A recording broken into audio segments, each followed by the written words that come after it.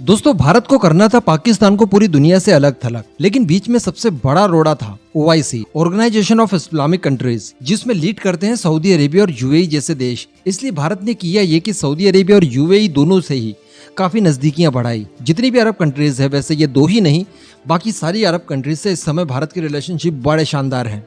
एक कतर को अगर थोड़ा सा छोड़ दिया जाए तो बाकी सारे देशों के साथ भारत की रिलेशनशिप यकीनन बहुत आगे तक गए हैं। खासकर अगर बात की जाए UAE की, तो भारत और UAE की रिलेशनशिप के तो एग्जाम्पल सेट किए जा सकते हैं। बात की जाए अगर क्वाड 2 की, जिसमें इसराइल, भारत, UAE और साथ ही अमेरिका है, कई सारे ट्रेड एग्रीमेंट हुए हैं, फ्री ट्रेड एग्रीमेंट।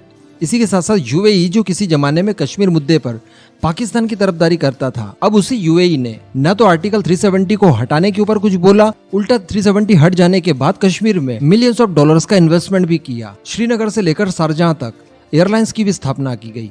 कहने का मतलब भारत और UAE दोनों ही एक दूसरे के लिए बहुत इंपॉर्टेंट बन चुके हैं।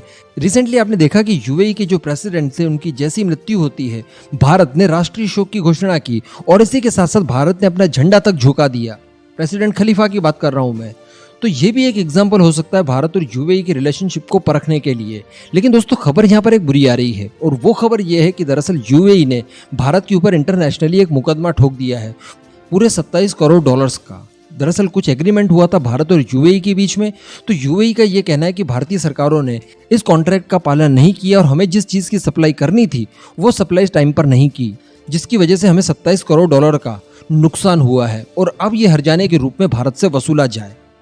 हालांकि यहाँ पर मैं आपको पहले ही बता दूं वीडियो को आगे बढ़ाने से पहले कि भारत ने इस मुकदमे को जीत लिया और इस तरह से किसी भी तरह का कोई हर्जाना भारत को नहीं देना पड़ेगा। क्या मामला था अब आप जानेंगे आगे की वीडियो में, लेकिन आपसे एक निवेदन है कि आप चैनल को सब्सक्राइब जरूर कर दीजिएगा।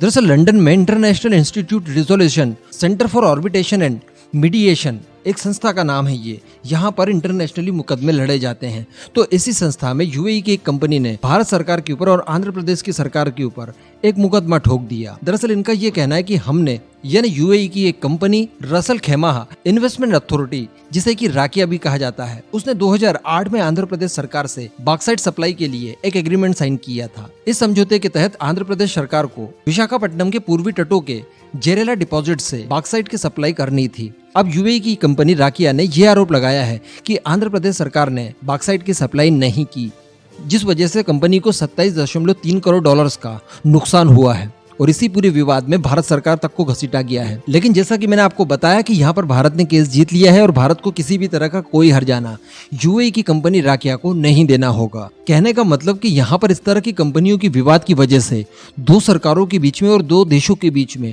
अनबन हो सकती थी।